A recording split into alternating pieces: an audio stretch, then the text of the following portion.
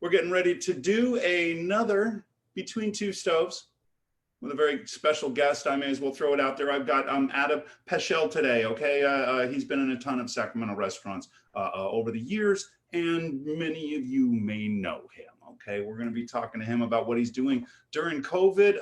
Before we get started, I should just kind of acknowledge that there is a lot of pain and unrest on the streets tonight, just not very far from my house right now. I can't believe that this is where we are, that we can't, in a time where we should maintain unity, in times of global pandemic, in increasingly severe storms, right? The East Coast is going bananas now, and the fires that are absolutely engulfing California, right? Consuming the fertile lands that feed our nation and the rest of the world, right? No matter what you feel about California, we feed a good chunk of the world here, and we're burning up right now. Right. I can't believe at this time that half of the country wants to basically evict the other half of the country. And I think it's based on the wrong reasons. I think people have a very big misunderstanding of what their fellow citizens actually do believe. I think they have painted a picture in their mind about what the other side thinks. And I think that they've been taught this. And I think we're seeing it on our streets right now.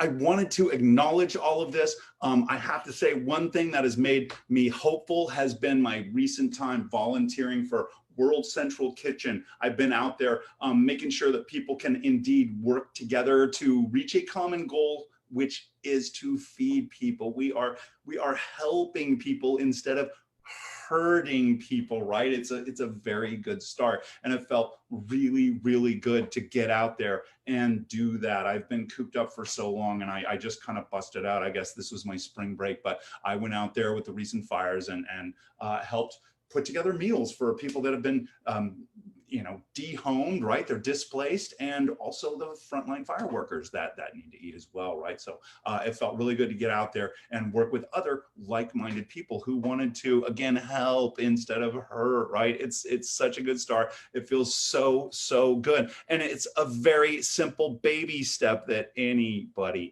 can accomplish, right?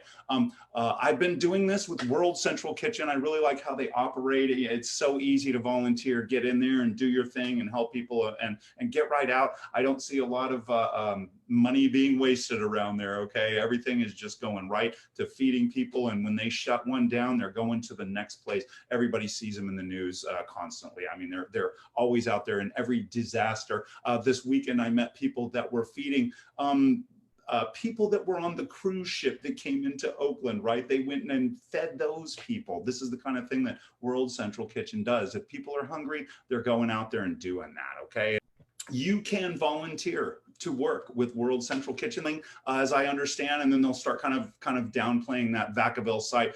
Santa Cruz, as I understand, is still rolling right along, and these guys are moving into like Beaumont, Texas now, and Louisiana and places like this, right? They just never stop, okay? And so if you are interested in supporting them, if you can't volunteer to go to Beaumont, everybody understands, but you can certainly send them a small donation or a large donation and keep their little train rolling, okay? They're doing good things every single day, and it makes me feel good in all of these times of unrest that we're seeing this sort of thing, okay? So with that being said, let me look over here. It looks like a couple of people are watching. Amy Breedlove is out there. We saw you down there at World Central Kitchen. So good to see you. And of course, the famous, the mighty Keith Breedlove down there with you. Okay, that was awesome to hang out with you guys and finally, meet you guys kind of face to face in a kitchen environment. It's time to start the show, okay? We have got Adam Pechal out there. He's in the green room right now, and I want to bring him in, and I wanted to talk to him about where he's been and where he's going during COVID, okay? So let me just kind of talk about Adam a little bit. He's a longtime Sacramento chef. He agreed to do this morning. Okay, I had kind of a last minute cancellation. Some of you may know I was going to have Chef Stephanie Lamore was going to be on the show today, and we were going to do a little cooking demo and kind of talk about the stuff that she does on the side. But COVID threw us a curveball, and she's kind of out of the game for 14 days until. So that's about all I'm going to say about that. But Adam very kindly agreed to join us. Ladies and gentlemen, here he is, Mr. Adam Pechal. Let me close down a few windows so I can see what the man looks like here. And we'll get him in here. I am going to leave my picture very, very small, and we're going to leave him with the big head there so everybody can kind of see what he looks like. And I just want to say I was kind of doing a little intro, tap dance a little bit till you got here and all. But I just want to say I thank you so much for making the time today. I just reached out to you this morning about this, and you made the time. So thanks so much. Of course. I have a problem of I'm bad at saying no. So that's good for you. Bad for me sometimes, but perfect timing. That's awesome. I'm one of those guys too. So, hey, I just kind of mentioned how you're a longtime Sacramento chef. I want to talk about what you're doing now, but could you just give us kind of a little tiny version of where you've been in town and where people might have heard from you? Where have they tried Adam's Fare? Well, I think, of course, most folks know me for Thule Bistro, the restaurant I opened back in 2007. But I've been cooking around Sacramento for, well over 20 years, over 25 years. I did some good time with the Perry Garys. I opened Esquire Grill. I opened Sammy Chu's for any of those that remember that place. That was kind of a fun little flash in the walk, if you will. I opened Riverside Clubhouse with the Haynes brothers. I opened neighbor right here, brother. It's right up the street from me. There you go. I opened La Cosecha with Mr. Ernesto Delgado over at the Cesar Chavez. Right. I helped Trevor open Crawdads out on the river. I've done a couple of things. Dude, you've been everywhere. Keith Breedlove is out here, and he's asking if you're in Afghanistan. What's with the bullet hole behind you? He's like, it's and I've got this nice. I'm sitting on a nice velvet couch. This is the unique interior that is Tiger. So that's awesome. That is pretty funny. I just here we can. How do we do that? We can. I kind of we got that's something about me. I just let the bullet hole pass. But we should. you just mentioned Tiger. We should start talking about that. So you've been everywhere in town. What are you doing in Tiger now during COVID? I want to hear about that. Well, so I had a good little gig going at Hog Island in the Bay. I've been in the Bay, and of course, like many of us, I got furloughed.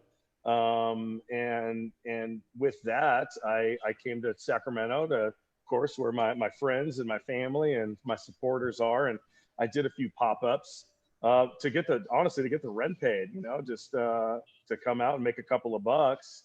And my friends over at Tiger, Sonny Mayuba and Dave Pringle, they've owned this place since the beginning.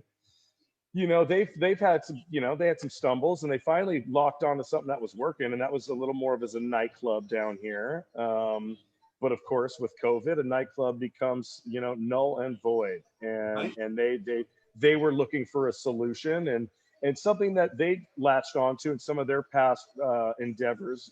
They started a web app called Waiter, which is like your DoorDashes and your other delivery apps, but it's more East Coast based, Louisiana, whatnot. And in that experience, they worked with ghost kitchens, and ghost kitchens, I think, are most known for working with delivery apps, and it's actually the delivery apps themselves that create these ghost kitchens. Exactly. And inside ghost kitchens are, say, virtual restaurants. And we're a little different because typically a ghost kitchen doesn't have a storefront, doesn't have tables, doesn't have any of that. It's just basically a facility where food is cooked. So we're a little different because we are trying to do the ghost kitchen thing where our food is really geared for takeout and delivery, until anybody says I can start bringing people into this building, because it is, bullet holes aside, it is a really beautiful space in here. It's a fun space. I've got about $10,000 worth of amazing dishes that Eric Sarmento bought when he opened this place. And I can't wait to start putting food on plates and not in boxes anymore. The China's over there just laughing at you. It's mocking you, dude. We look like a little restaurant, a nice high-end restaurant supply store over here. Oh my God. And I'm sure we're seeing that across the country, all over the place. It's so sad. But really, you know, the bright side, you know, the silver lining is you guys seem to be, you know, you seem to be a machine that is figuring out how to make it work, right? And that's what I kind of wanted to talk about, right? You know, I have a lot of students that want to get into business, you know, want to shoestring and things like that. And what you're doing, it's like a machine. That's the way I'm looking at it. If one thing isn't working, another thing might, right? Can you talk about some of the different concepts you've been throwing out there for your pop-ups? Well, yeah. So that's, I mean, you're dead right, and that's one of the things that makes this, you know, I feel good about this, because if one thing isn't working, you just scrap it and do something else. And Yeah, that's yeah. kind of why, you know, what I started with is Adam Burger, ATOM, of course. Not Um, ADAM. Not, you know, I'm not going to name the thing after myself, but That would be atoms, you know, weird. everything's made up of atoms, and it's Adam Burger is something. I mean, Adam Burger, the burger itself was on my menu at Thule, you know, over 10 years ago. It's a concept that's been in my head for over 10 years. So it was, you know, this was kind of my shot. Okay, let's do that. And what, again, everybody loves burgers. So with these first couple of concepts, we sort of wanted to go, you know, lowest common denominator, and serve something that everybody loves, which is burgers, of course. And then we also, another really popular sandwich that I had at Thule back in the day was the crispy bird. Well, you know, a good classic fried chicken sandwich, but mine was a little different. And of course, fried chicken sandwiches are popular everywhere, and I do mine a little different. It's not, you know, it's not Southern fried chicken. It's a panko breaded breast, and so that was another good just evolution to, like, okay, let's do Cali bird, and with that we've got, you know, a variety of chicken sandwiches, but also wings. I love wings, and so we just kind of wanted to add that in the program, and you know, the So focus of let's that. clarify. Go ahead. Let's clarify, Adam. Hold on. So people go on that Tiger website. Let's see, tiger700block.com, and they That's can it. see the menu for Adam Burger, and they can see the Yep. menu for Cali Cali Bird. bird. Is it Yeah. Cali Bird? Cali Yeah, bird. because Yeah. it's a bird cuisine, is what it sounds like. Yeah. That's it. So It's I all, just the want whole to menu's clarify. about Yeah. birds. Yeah. Awesome. That's Okay. exactly right. So Sorry, I that's wanted to jump exactly in right. there. Yeah, that's exactly right. And the other menu that's actually live right now is a little iteration from Tiger itself, and that's the Tiger Bottle Club, because we're taking full advantage of the ABC, letting us sell booze to go and have it delivered. So you can literally, we pre-batch a bunch of different cocktails, 5 different cocktails that you can go on the website and order delivered to your house. And you just pour delicious bar-made cocktails on ice, and you're good to go. It's creative, it's nimble. You guys are thinking on your feet, and you're doing what works during COVID. And again, it's exactly what I want to talk about on this little show we got Yeah, going, this yeah, little for big show. sure. Let's see. We'll go. You got other themes going on. We'll talk about that. But I know you guys. It's a lot of fun stuff. It's light. I read your menus, dude. Everything sounds like delicious, and it's fun, funky names. You're not taking it too seriously, but it looks like it's real food. Can you kind of talk about some of the sourcing, some of the product you got in there? Yeah, of course, you know, and that's, I mean, you just kind of nailed what my style is, and that's what Thule was about. I Nailed like it. to have fun with it, you know. I like to have fun with it. I have fun with names, and you know, I'm not reinventing the wheel. It's simple food. It's quality food. I mean, I think the most noteworthy thing is, so everybody's got a good chicken sandwich, and a lot of them are pretty affordable. Ours might be a little more because it's Mary's organic chicken, and it's just really, really good chicken. I've met with people at Mary's. I still have plans to go out and check out their operation, because, you Fresno. know, I think Hey, chef, I'll go with you, man. I'd love to see that operation. It's down let's in Fresno. Yeah, yeah.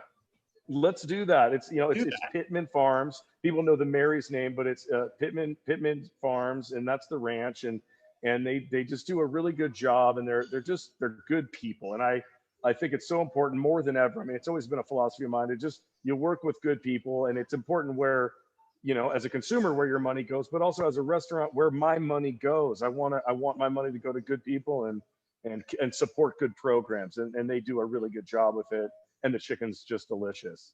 I got to say, so much of what you're saying, it sounds like we were separated at birth, man. I always like to play a little game with you, longtime Sacramento chefs. Is like, you know, where have we worked, or who do we know together, you know? And it's like, Oh God, I'm sure our list is big. Well, maybe not, because I never did work for the Empire, Paragary's, I Sure, never sure. did, and but I did work at Sterling. I saw you were over there for, you were in the building, right? I was with other people, but it was that same like basement kitchen, and I was like Oh God, running one of the lunch hottest things out kitchens there. ever. Yeah. And it's just like, it's such a small town. Okay. So anyway, fun stuff. Let's see. Something else I wanted to talk about is you guys it's super fun. When I read all your social media posts and everything, you guys are like on the social media game. Can you kind of talk about, any philosophies or like a process that you have to get the word out there about your pop-ups? Well, and right now, I mean, we were pop up in the beginning. I mean, we're the real deal right now. Not to say that we won't do pop ups in the future, and that has been people have been a little confused about, are we open? And we are a restaurant that is open Wednesday through Sunday, noon to 9. So again, I just wanted to dispel that a little bit, because people are like, "Oh, I love that stuff. When's your next pop up?" I'm like, "Dude, we're here every day, Yeah, so and come check us out." And I was going to say about your hours, they just make sense for your location right there. It's just kind of afternoon and later in the week, in the later week, later at night. Well, Really good and hours. that's the They make thing. I mean, there's a lot of challenges, as we all know. I mean, even recently, it started with heat, which turned into smoke, and even today, it's a pretty nice day. It's not smoky, and the weather's pretty nice. And well, we've got riots potentially descending in the next few hours. So there's just challenge after challenge, and we just try to keep our head up and roll through that. And I don't want to get too much on that, because again, we try to stay really positive, and everything's going to be fine. At least that's what we tell ourselves. But to answer your question about social, I mean, of course that's the way of the world. And I think people are more on their social media now with everything that's going on. But you got to engage, and honestly, like, I think that we're doing an okay job right now. We're actually going to start really ramping it up and having fun with it. I just came out of a meeting with some of my guys, and I mean, you're gonna start seeing even more fun stuff come from us. So follow the Tiger Instagram. And I've never been as big on Instagram. I'm big on Facebook. I guess that's my age talking, but I'm gonna get better on Instagram. I'm being consulted. See, yeah, that's how we are. Everybody tells me the same thing, dude. It's Sure. Yeah. I've got younger people to manage the Instagram, so I'll keep with my Facebook fans. So the next thing I kind of wanted to talk about was some of your more eclectic items or some of your more successful items. Can you what's really hit for you? What's really worked that you could almost close up, just sell that? It's funny. I mean, it is what was one day just the Adam Burger, which was based after your classic drive-through. I mean, call it your In-N-Out burger, but again, you go to that classic little drive-in spot, your little burger joint. It's Thousand Island, of course, made the way that I call it atomic sauce. It's shredded lettuce, it's tomato, it's American cheese, it's pickles. It's like a and that's it. Burger. Yeah. That's it. It's your Frosty. It's your it's your Whitey's. It's the burger that we all kind of grew up with, and we all kind of know it and love it. And again, it was my first iteration of an Adam Burger. That's what I had on a Thule, and that is. I just looked at the product mix the other day, and that steals the show. But a close runner-up is the Gunslinger, which is of course my take on the Western bacon cheeseburger type of thing. Sure. Sure. So we've got a bourbon barbecue sauce, white cheddar for the cheese, and then something that I do a little different that people really latch onto is bacon confit. So I get really thick cut Hobbs bacon, and then we cook it slow and low and get it nice and tender, and then crisp it up on the flat top like pork belly. So you get this big chunk of crispy bacon that's really nice and tender, and it really adds to it. And then the pork fat along with it. Yeah. Oh, that's it. And then it's all glazed up with the barbecue sauce, and then we top it off with the crispy onion string. So it's really simple. No produce. Well, the crispy onions, but no fresh produce. And it's that one's been really popular. I saw you were kind of playing with some taco nights and things like that, and well, you might have misheard.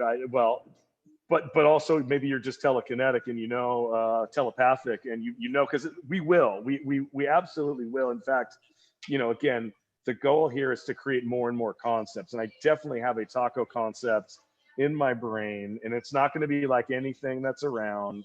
And that will happen soon. And I think we might start debuting little touches of that soon. Or more likely, something that we've been talking about is, of course, we know Jack in the Box has a taco, and Right. Yeah. and so I think we might add kind of a fun sort of fast food style taco to the Adam Burger menu. Not even a taco concept, but as part of the Adam Burger menu, Sure. doing a fun little taco like that, deep fried, I and can dig so. it. I can dig it. Yeah. And so, But so oh, go ahead. sorry. Sorry. Go ahead. So we've got a lot of stuff down the pipe, and I'd say in a year from now that we'll probably have 5 to 7 different concepts rolling down here. But the next one, and what everyone's kind of been waiting for, is the Thule Bistro concept, which again, people have kind of got a little here that like, oh, I'm opening Thule Bistro, which I'm not exactly opening Thule Bistro. I mean, Thule Bistro is a very special place, and there was a lot of things that made that happen. But I am resurrecting, the Thule style and some Thule dishes. I think most importantly, some Thule pastas. Because again, one of the things we really have to think about is food traveling. That's And exactly. that's what we got to do. This is the conversation I like to have, because most people at Yeah. home don't realize that, hey, I want to eat this or that, but it's not going to travel well, right? And so Right. that is a super important concept. Pasta, I imagine, I haven't been playing during COVID, but I imagine that's one of the tougher ones to really deliver well to someone. Well, I think it's a little bit of both. I think that it can deliver well, but you really got to do it right. You got Yeah. to know that there is going to be some travel time. Maybe there's going to be some particular reheating instructions. I'm working on a lot of different containers. That's a big part of this game is finding the right container for things. Not putting fries in airtight containers, because you're just going to get a soggy fry when it gets there. And Things like that. again, this is exactly what the general public don't realize, and what we Yeah. have to figure out to actually, because we care about the food and we want to Yeah. deliver a French fry that isn't steamed, right? We want that golden Right. brown crunch on the outside. That's like Well, and I want something, we got to care about the planet, and I've got to get products and packaging that's sustainable and compostable, and this stuff isn't cheap, but we go out and we get it, and because it's the right thing to do. And again, it's about the food first, and we want to also try to be as green and sustainable and all those things. There's so many factors that come into it. It's just, you think of it as just simple takeout, but for a restaurant guy like me, it's, we really try to cover all the bases and do things as well as we can, because on a delivery situation, I mean, that's our level of service. We don't get a server to come kind of walk you through it and greet you and the drops of plates and this and that. It's you grabbing stuff out of a bag, and we actually want that experience to be better than, say, just you open that plastic bag and you got that styrofoam thing and it's all a little wonky. We want it to be the best experience we can. I mean, as much as that can be. It can't be a lot, but we think about those things. But it's just that word right there, the experience. You're not just selling food. You're not to fill someone up, right? You're selling an experience. And that's the challenge, is trying to give someone experience with the way we have to do business down during COVID. And I think that's It's why tough, yeah. it's so important that you guys are keeping it fun and light and doing things that engage people, that make them want to come in and, again, experience the whole thing over at Tiger with what you're doing. I love it. I love it, man. Yeah. So what are you eating at home these days? Or you got any little thing you're playing with around the house? Well, it's funny. So I was just recently in the Bay Area, and I technically still haven't moved, because at the end of the day, I just moved in March. So I've been dreading sort of this move back to Sacramento, although I'm also anxious to get settled in Sacramento. So I still have my place in the Bay. So on my days off, I go home to the Bay Area. And I don't want to do anything, because it's pretty hectic here. I stay with my brother and his family, and the 5-year-old and the 4-month-old and the dog and the cat. And so that's what I go home to. And it's awesome. And I love the family time, but also it's kind of nonstop. So I go home to my sanctuary in the Bay Area. And for one reason, I don't want to leave the house, but two, I also want to research delivery apps. So I go home and I get food delivery. And I've tried, I tried different apps, and I just look, I go on Yelp, and I I sort of try to get into that user experience and check it out. And I've had hits and misses, and it's interesting. And it's, you know, you see what place has different packaging, and how fast does it show up, and how fast are the orders ready, and which delivery app does well. And so it's been a fun process to kind of to do that. You mentioned earlier, for people who are just joining, right, that you guys kind of have your own delivery app that you're involved with, right? We don't have a delivery app, and although, you know, I would love to just figure that out. You know, I don't know why pizza places and Chinese places have been doing it my entire life, but it just seems to be a burden for restaurants now. And I don't really, I think it's a big insurance issue these days. Sure, And yeah. again, I think a lot of mom and pop shops, they've just got I mean, it's family delivering. And when I first did my pop-ups here, I actually delivered personally. I got all the pickup meals ready to go, and I love driving, so I didn't really mind it. It's not really a sustainable model right now, but so what you can do is you can go on our website and order for takeout. We have a great online engine where you can go on, and a perfect example, it's almost easier to order online than it is to order here. We just actually debuted we're doing like a custom burger program, and literally, so you can go on the website right now and literally check, you know, 20 boxes and put everything on your burger if you wanted to. And we're actually going to put a contest out there. We want to do a photo contest where go online, build your biggest, baddest burger, and take a picture, and then we're going to throw somebody a big fat gift card or something. But you can really go online and build a crazy burger. So it's, the technology there is really awesome. Can I jump in here? Yeah, please. It's awesome for the cook on the line because they get a ticket that clearly states exactly what goes on that burger every time, no mistakes, Yep. right? And the customer, you know, there's no one in between the customer and who's making that That's food. right. So yeah, it's and well, I don't know how much they're loving that when that burger comes in and there's literally 14 modifiers on it. It's pretty funny. We've gotten a few like that. Most of them have been bartender orders. You know, you get the fried egg and the bacon and 2 cheeses and 3 sauces and lettuce, tomato, avocado. I mean, you can really get out of control if you want to. Okay, so here, if you want to get out of control, here's a breakfast concept for you. Anything you want for breakfast, because you basically have what you need to make for breakfast on the line. You can make anything. So people could just walk in the door and ask for anything, right? Well, it's funny that you say that because I mean, we do kind of do that. We have some delicious egg sandwiches, and that's actually going to be the next concept rolled out, is a little something called Egg Witch with a T in there, you know, like the Wicked Witch of the West, but Egg Witch. And we'll have some awesome egg sandwiches and breakfast burritos. So I'm hoping, you know, and we've got the witch thing, and we're working on the branding now. So maybe that'll be a good one to launch around Halloween. We'll get the Egg Witch thing going, so for some really tasty portable breakfast. Zombie breakfast, whatever you want. There you go. Yeah. Right. Yeah. It's awesome, dude. I could just sit around forever and you know, throw ideas back and forth with you, because I am also the guy that just loves funky names and just anything that sells, you know, this, you know, and yeah, I love it, man. I know that you are working today and you have riots that are going to be happening. You're going to have some hungry rioters coming in later. Well, you know, I would, you know, it's a double-edged sword. I would love to feed people, but if you're messing up businesses, man, it's a tough thing. It's a tough world we're living in, and I love to support causes, and it's just it is real complex right now in our world.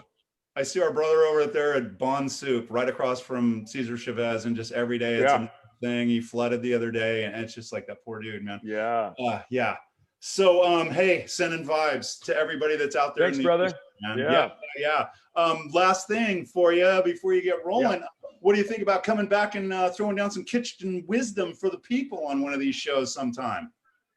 Oh, anytime, man. I love the format, and no, I mean, I'm not used to, you know, sitting down and having a Zoom meeting. That would be, you know, as well as this has gone, I'm much more comfortable being active and doing stuff. Yeah, not right. Just sitting. I don't sit good. Especially with other kitchen people. I feel the same way. It's really hard to kind of just sit still. We are a breed of people who don't sit still well. We're like sharks. If we stop swimming, we die. We die, right? Let's see. Other people are throwing out some love. Amy Breed, love. Be safe out there, right? Seeing if there's any questions. They're talking about the containers and maybe a suggestion, vegan options. We do. I've been working hard on our own house-made vegan patty. We've had it since day one, and it's been Cool. sort of an evolution. I didn't want to go with Impossible or Beyond. I wanted to make my own, and I'm not vegan, of course. Well, and it's been a challenge, but it's packed full of nutrition. It's gluten-free. I'm working on it every day. I just sold a couple today. We also have one of my favorites, and actually another big top seller is our dirty hippie fries, which so we offer fries. We offer fries, waffle fries, and tots, and then a few different styles to put on those fries. And one of those is the dirty hippie, and it's fully vegan. We make this really awesome vegan chili, and we put a cashew cream on it. We've got pickled peppers, and if you want to get that dirty like chili cheese fries vibe, we've got the dirty hippie fries for you. Totally vegan. Do you have a little sprinkle of indica for the top? You know what? I right now, most of anything goes, man. We might start incorporating that on another concept. Why not? We gotta put our heads together on something someday. Awesome. Yes. Let's go. I'm gonna call it a night for you, and let's get to it, man. I wish you luck and sending vibes. Like I said, I love what you guys are doing. And hey, anybody out there looking to open up a business, I just love how you're just not married to a concept, man. You're just trying what works, and I love it, man. Yeah, thanks, brother. You can't be married to anything right now, man. You gotta keep moving and keep fluid, and every day's a new adventure. So, for better, for worse. Right on. Keep thanks, swimming, brother. Appreciate it. Yeah, yep, right on, man. Absolutely. Thanks, Dave. All right. Appreciate it. All right. Cheers, brother. And so thanks, that was Adam Pechal from TIgerBar. He's doing several concepts out there that you guys need to check out. Get on TIgerBar's website over there. Again, let me find this thing. It is tiger700block.com. And they got like sometimes 2, 3, 4 menus going over there at times, right? And don't forget the cocktail, the bottle club and everything. For me, as far as I'm concerned, I will be in between shows. I'll be doing my volunteering work while the fires are still all going on with World Central Kitchen. And that's about all I've got going on right now. For those of you at home, I hope you're enjoying these shows. That was very, very informative today, having Mr. Adam Pechal on and talking about ghost kitchens and kind of how those pop-up menus work. He's not married to one concept. He has a couple of concepts going on at a time. He comes up with a fun third one. Hey, maybe that bumps another menu that he's got. He tries it again, right? Just to see what works during these strange times that we live in. I think it's fascinating stuff, and I hope you guys do too, okay? So I'm going to call it a day. That's about it for us, okay? Don't forget to always be good to each other and be good to the food, okay? It's just so very important right now. I can already hear the helicopters over here a few blocks from my house, and I think food is really something that we could all kind of get together around, okay? Sit around a dinner table and talk about who we really are instead of who people tell us we are, okay? So anyway, that's my 2 cents. Everybody out there, I hope you enjoyed. That's all I got, guys. Don't forget that the party is always in the kitchen. We'll see you next time. Bye-bye now.